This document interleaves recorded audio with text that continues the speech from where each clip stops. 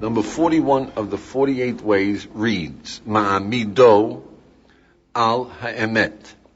Ma'amido means he stands him up, al ha'emet, on truth. So what does it mean, stand up your fellow man on truth? To stand up means to set him firmly. When you stand on the issue, you're firm. What does on truth mean? Set him firmly in reality. Human being has a problem. He's not in reality. He's making a mistake. Set him firmly into truth, into reality, means settle out his problem. No more problems. He's back into reality. He's got to get into the reality. Life is great. It's great to be alive. If you don't feel that, you're not into the reality of living. All right, now, to give you a focus as to what we have to do, I'm sure all of you have tried to help another human being in your life, a friend, in school, and at work, a relative, a cousin. The guy is all befuddled, he can't get himself, he's depressed, I'm no good, I'm weak, I'm nothing. And you prop him up, you cheer him up, you got him ready to go, boy, I'm going to tackle life. Yeah, you give him and he's out tomorrow morning. Oh, I don't know what I'm going to do with my life, I'm a weak, yeah? You push him again, you get him up again, they say, yeah, all right, I'm going, yeah. And then you're discouraged all over again, right? You haven't gotten him firmly into what you're doing. You just did a patchwork and the patch came off. If you have a child, the problem doesn't ever show up again. If you have an employee, the problem never shows up again. That's the idea. Okay, so how do we go about it? So number one is, again, you got to start with problems. You got to see where people are off, where they're suffering. It could be they're anxious, they don't know how to make decisions, they're confused, they're wasting their time, they are lazy. Well, it could be 1,000 different problems. Every one of us has got. Yeah, but you got to focus. People have problems. But number two is get to the root of the problem, where he is off reality, and put him back into reality. So in order to understand that well, I want to illustrate the differences between the approaches. We've had 4 approaches so far. Number 35 is Oev es hatochachot, love correction. Show people what's wrong. Machia lechav schus, which is number 40, is help him. Put him into a good framework. Mamido al emes means put him into reality. Nosa ba'ol, which is number 39, is feel his problem, so that you can move him into reality. So let's illustrate how it works. A kid comes in, he hates his parents. Yeah. So what's tochacha? Say, is that right? Look at all they've done for you. What do you mean you hate your parents? You can't find something nice in them? It's wrong. Honor your parents. You owe him something. Yeah. He understands now he's got to find a way of changing his attitude, right? What's machil chavschus? The way of getting him out of his hating his parents is you ask him, hey friend, if you get hit by a car and you wind up in the hospital paralyzed here in Hadassah, who's going to travel 5,000 miles to take care of you, to see that you get the best treatment? He knows. His father, his mother, right? So you say you hate the guy? You focus his attention that his father is devoted to him, he can't hate him. So you've helped him, you've gotten him out of it, right? Until the next fight. Until the next time his father calls him a dumbbell. Yeah? So what's nosa ba'ol is you feel, what is his problem? Why does he hate his father? Because he thinks his father wants to crush him. Is that right? He just says, my father is always batting at me. He's always saying mean things. He's always shafting me. He's my enemy. Now, how do you mamido al emes? So how do you get rid of him? Say, look, Dad, when you tell me I'm a bum, I realize you're concerned, but I want you to know it sets me into a depression. It crushes me. It hurts my feelings. You wiped out a day and maybe the week. You're killing me. See, no father wants to kill his son. That's it. His father won't shaft him anymore. Do you see that? It'll work every time if you speak it up. And you say, look, I know that you mean my benefit, but I get this feeling that I'm no good. Now, what's the use of living?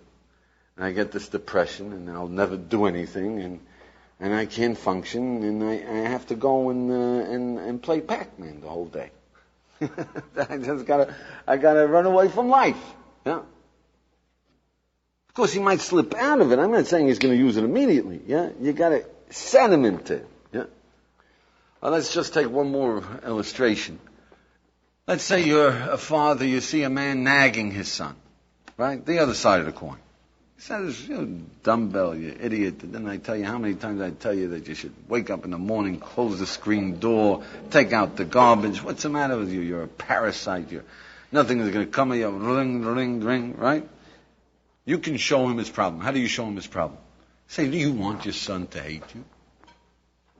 Do you realize that any human being you say those things to does not reward you with a smile and love? Yeah. But that stupid kid, how many times do I have to tell him to close the screen door? Inconsiderate, selfish. Yeah, but do you want him to hate you?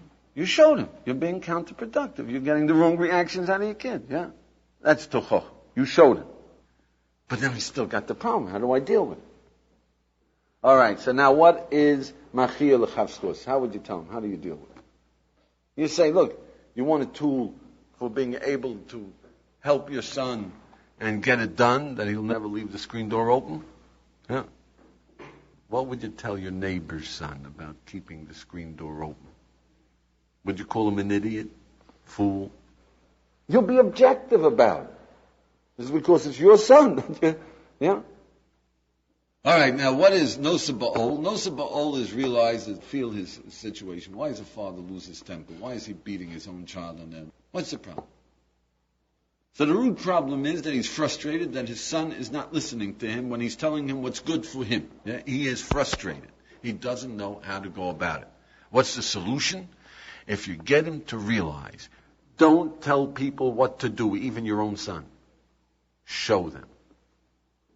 Never tell people. You can't tell anyone what to do. Nobody can tell you. You can't tell anyone else. Yeah, if you're a boss, you can get him to do it because you tell him, but it's going to cost you in the long run.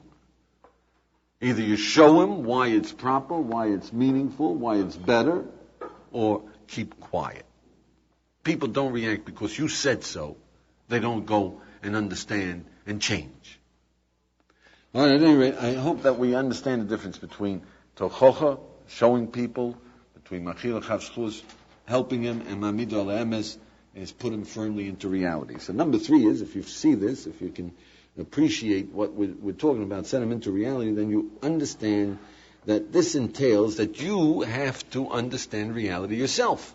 You can't get somebody else into reality unless you know, show, don't tell. If you're going around telling people, you're not going to hit on the reality. But I wonder if you realize by trying to get other people into reality, you'll see where reality is. That's why this is a powerful tool for living.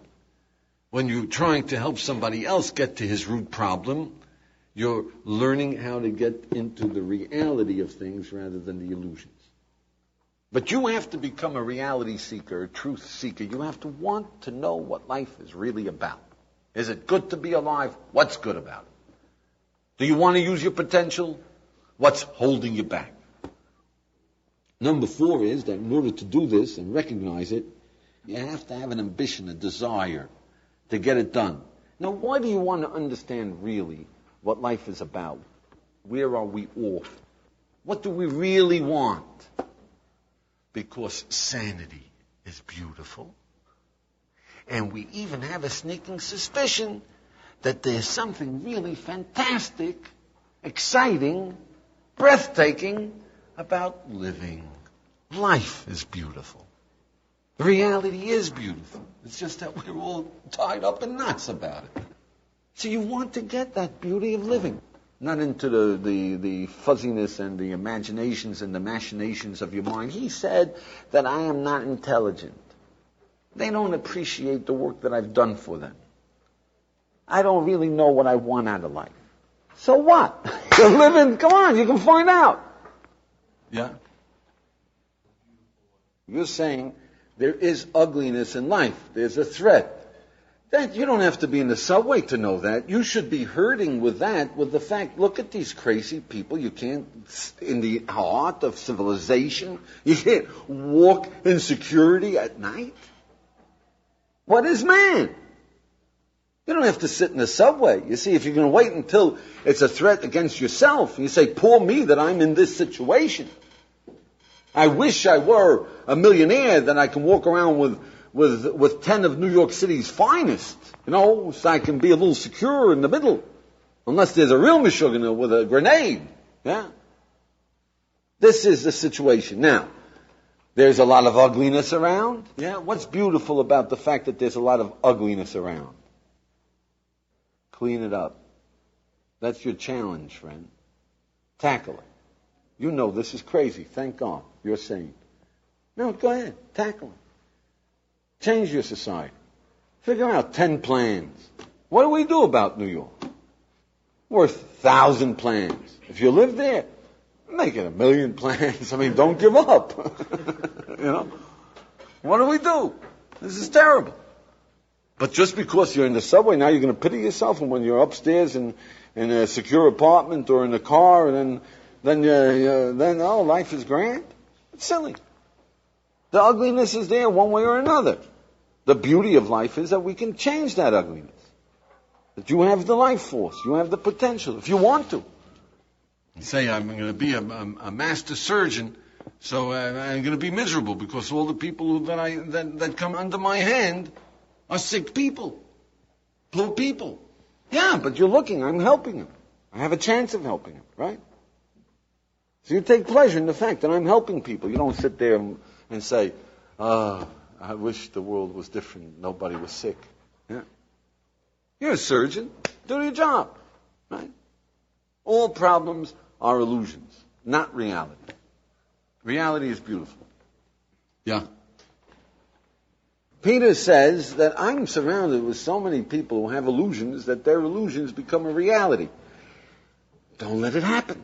You see, there is such a syndrome. In Judaism we say the most terrible, painful, destructive, and contagious disease of them all is insanity, ignorance.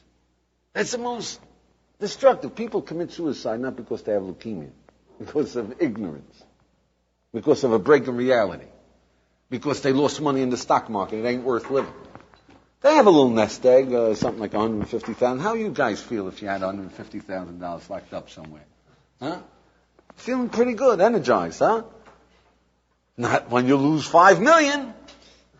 When you lose $5 million, you feel like jumping off a roof. Then what's the reality? So you lost $5 million. You got $150,000. Take care of it, baby. Yeah. Nobody's going to cut up his kid and destroy him and humiliate him because he has leukemia or another terrible cancer. Yeah. But because he's ignorant and living in illusion. Is that right? But what we don't realize is that it's also contagious. If we lock you up in an insane asylum where everybody sees snakes crawling along the wall, and we come back in 6 months, Peter, you will give us a guided tour. At first you say they're all nuts, yeah? But then I think I see a little movement. Yeah? Little by little, give us a guided tour. Watch out for insanity. You see, it's prevalent all over the world. People accept the most ridiculous, stupid statements in the world because everybody accepts it.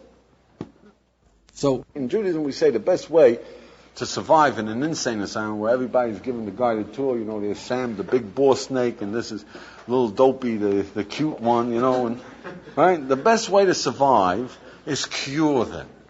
You know what cure them means? Don't sit there passively and say, yeah, but you say, please, explain to me, when is Sam coming? I want to start a fight with him. Is he coming now? Yeah? All right, just let me know when he's there, because I'm going to bat him one, yeah? All right? But he'll kill you. No, go ahead. But tell me, I want to know, yeah? Then they'll leave you alone. They'll say, that guy, The best way is tackle it, right? Yeah. So the question is, if God gives us a cancer, is that a beautiful reality? So the Mighty actually says explicitly in the Torah, the same place where he says that I'm going to knock the bejabbers out of you, one of your enemy will kill 1,000 of you. where he prophesizes the Holocaust, which was unimaginable in the times in 3,000 years ago, or even 2,000 years ago, or even 1,000 years ago. Do you understand? One man killing 1,000 people was unimaginable 500 years ago. Do you understand? It's impossible. Because the 1,000 people would have to line up patiently while the poor guy, he would be working hard, you know. We'd have to be waiting patiently, give him a lunch break, you know. And if we panicked, we'd kill him just by panicking. Not intentionally, God forbid, but just by panicking. 1,000 people running at you, man, you're dead! Right? So how is it possible? Only in our generation was it possible.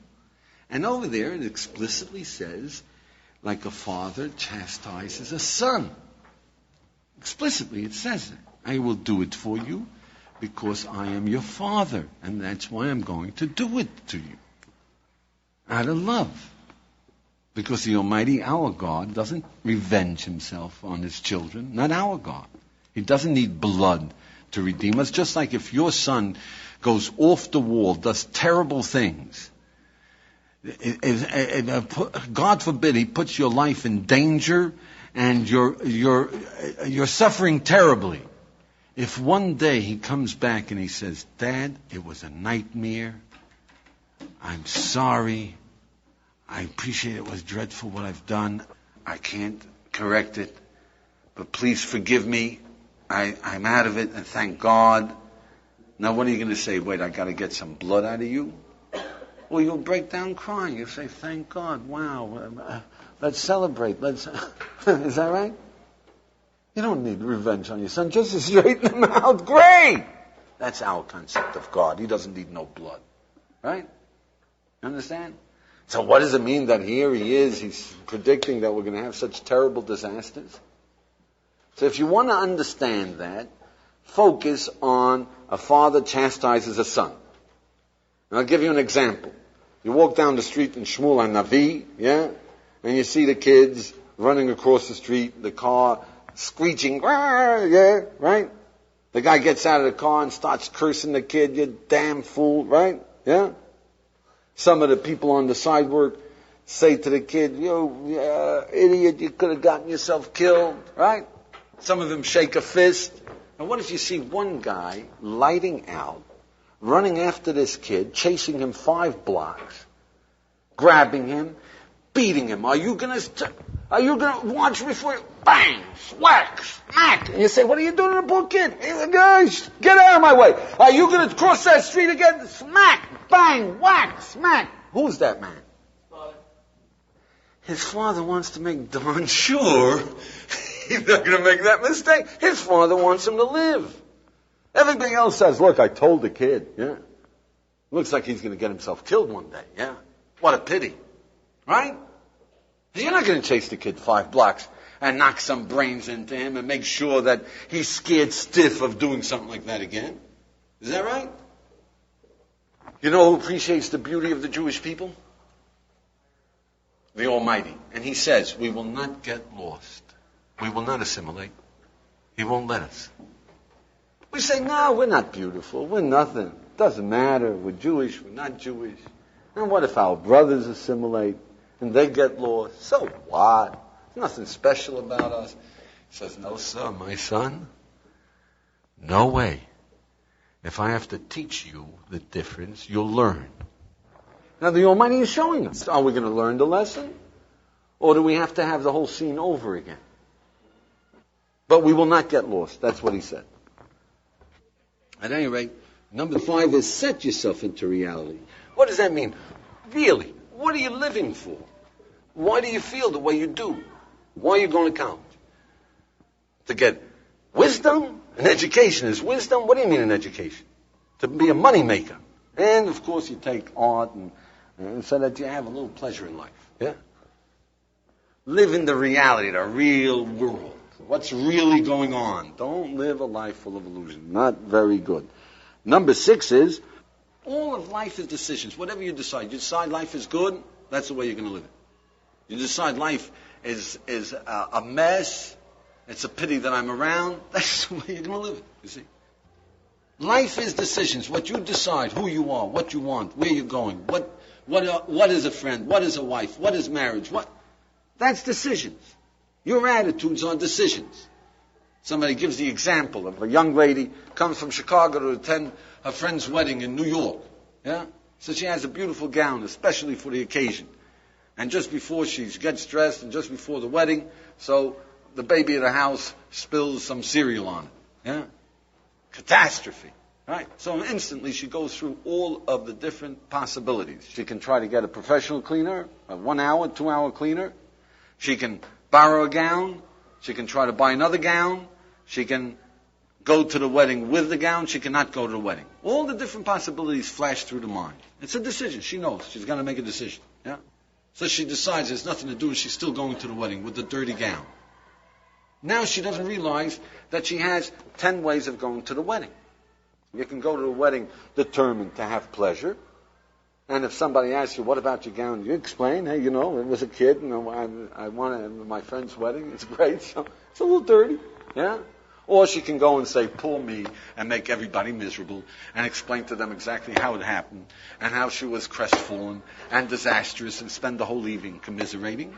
Or she can go, there's 10 different, but then people don't realize life is your decision. Do you get that? Where's your information coming from?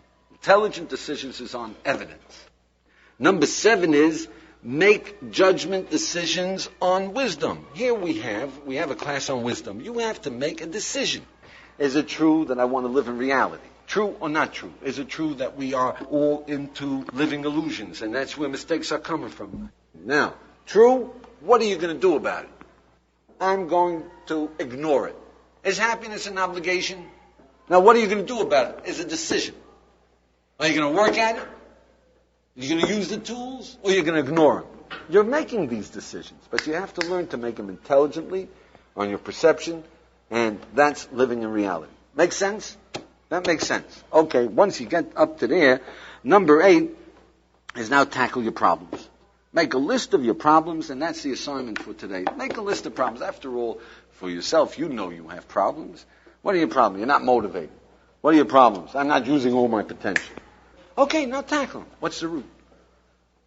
See, over here, you've got to tackle your own problems to get the feel of tackling somebody else's problems, right? Resent your parents? A little bit?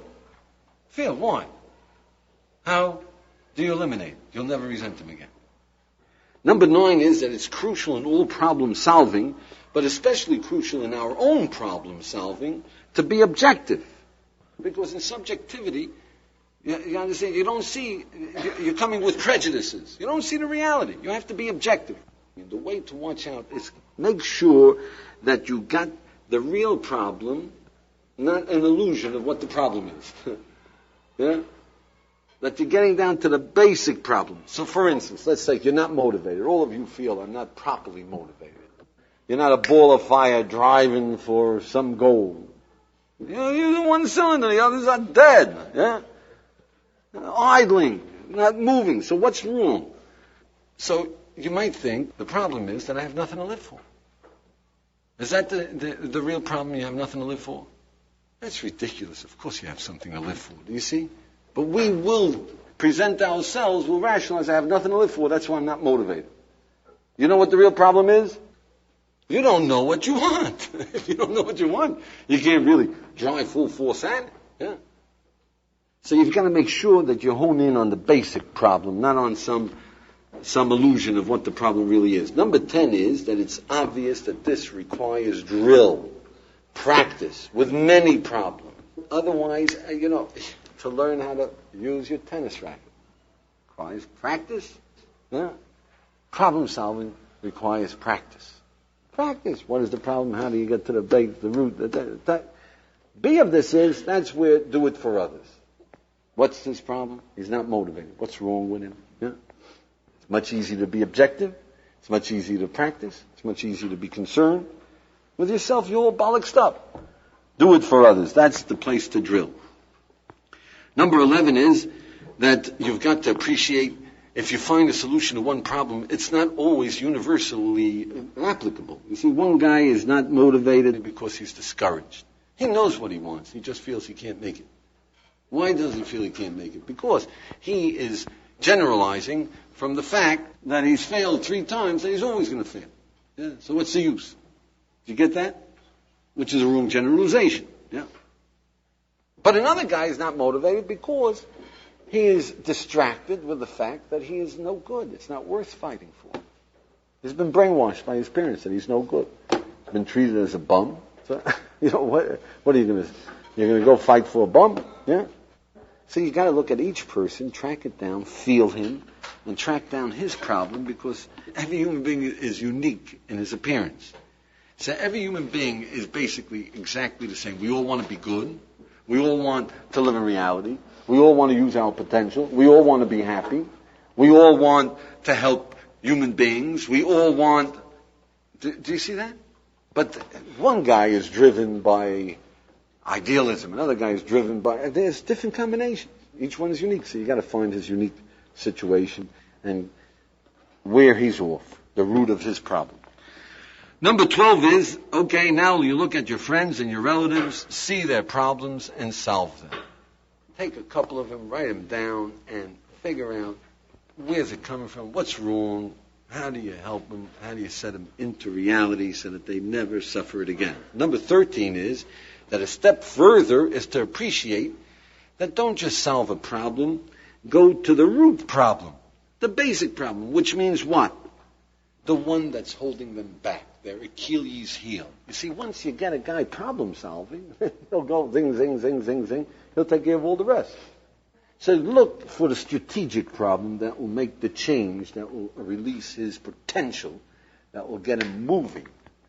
You get it? Number 14 is appreciate that all of living is not a one-shot deal, but this is a particularly difficult thing to do, to know other people, to size them up, to understand the problem, to find the solutions. There's a lot of complications here. It's not as simple as being happy or loving people. This is a tough one. This is a tough one, so it takes a lot of time. Just keep at it. You become good at it. 15 is, again, in our generation, look at the whole generation. What's the base problem, the root problem of our generation? You know, what is the root problem? Is it decadence? That's one of the problems. But what's the root problem? The root problem, you know what's destroying all of us? You don't believe you can find truth. No confidence in the pursuit of reality. What's the use? I mean, if everybody's right, in every opinion, and you can't decide, you can't perceive, you're dealing with people who are, they got no feet, they got no hands, they got no eyes, they got no ears. Do you see that? Unless you think that you can make decisions that stand, that are reality, people don't believe that you can reason together and accomplish something, then 100%. The end is, we're going to kill each other. That's right, 100%. There's always going to be another Meshuggah around, you know. Unless we can cure insanity, we can reason together, we can believe in a reality and the ability of get it, then it's all nonsense. Yeah. That's the root problem. He says, what's the proof that my reality is true? I'll show you the evidence. You have to have confidence. You can see the evidence that it's right or it's wrong. So let me ask you something. Do you have 10 fingers? What if somebody tells you, no, you got 75? What's the proof that you're right and he's wrong? That's an easy answer. That's an easy answer. All right, so now let me ask you a little more difficult. I want to go from easy to more difficult. Is happiness more important than being rich or not? And what if somebody tells you, no, it's worthwhile being Howard Hughes, locked up, afraid of germs, everybody hating you, but at least you got money? I say, man, you're nuts. But who's right and who's wrong? If you want, you can find something in any particular thing that you're looking for. You think that everybody can convince anybody of anything. That's your position. I'm telling you it's not true. Look at yourself. What do you think? What do you perceive? You perceive that human beings can know what they are, what they want. Nobody can tell you what you want. You know what you want. You know you have 10 fingers. You know, I want to be happy. I want to love. I want to help people. It's me. I'm not going to kill 1,000 people to save my life, no matter what, even if you kill me. But what if society says you got to do it? It's the right thing to do. You know that you've got to be independent of society. You know you've got to be able to be born in a crazy society and find truth. What if you were born in Germany and they said, kill all the Jews? They're the plague on the world. Do you have a responsibility to find out that Jews are human beings like everybody else or not? But your society, how do you know? Because a human being has got the responsibility to know reality. Now he can't. Do you perceive that's true? Okay, so then the heck with what everybody else says. But that's the basic problem of our generation. People don't believe that they can find truth on their own. They say, you're going to brainwash me. I can't think for myself. I can't decide whether what you're saying is right or wrong, but I know that you're wrong. It's a little funny. Huh? Do you see us a little crazy? Don't suffer humanity. Don't suffer your family. Don't suffer your living. Find what's bothering you that's a recurrent problem and get to the root. Cut it out. Be free. Be free. Get up there. All together up there. Okay, now why do we need this? Why do we need this? So look, you got to be reality-oriented to find reality, to live, to enjoy life. But B of this is that the best way to see reality is to look at other people. With ourselves, we blame, we subjective, we say it's fate, it's our parents, it's our environment, it's our this.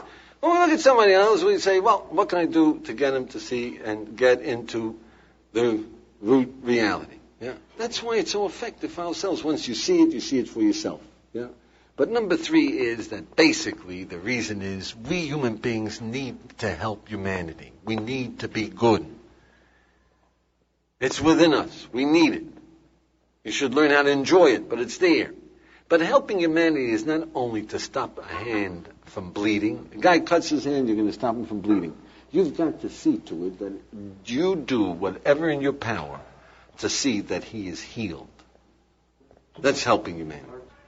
Okay, number 4 is I just want to focus your attention that all of these are different aspects of human beings. We can love someone and not hurt with him, not help him, and certainly not solve his problem. You know? There are people you love and you leave them alone. For whatever reason it is. There are people who hurt with people who hurt, don't love them, don't help them, and certainly don't solve their problems. You've got to appreciate these are different aspects of human nature. There are people in this room who would help someone, but don't want to solve his problems. That's too much work. And there are people in this room, help him, get him out of bed one day. But if I can get him to get up early every morning, if I can solve his problem, that's something I'll undertake. Do you understand? These are different aspects of our potential, of our nature, of our desire. You got to use them all. For living, you can't leave any one of these cylinders dead. You got to use them all. Now, as far as a lamaisa, as something to do, so I already mentioned, make a list of your problems. Get down to some roots of your problems. But the second thing that I would say is, how do you unleash your potential? Make at least a stab.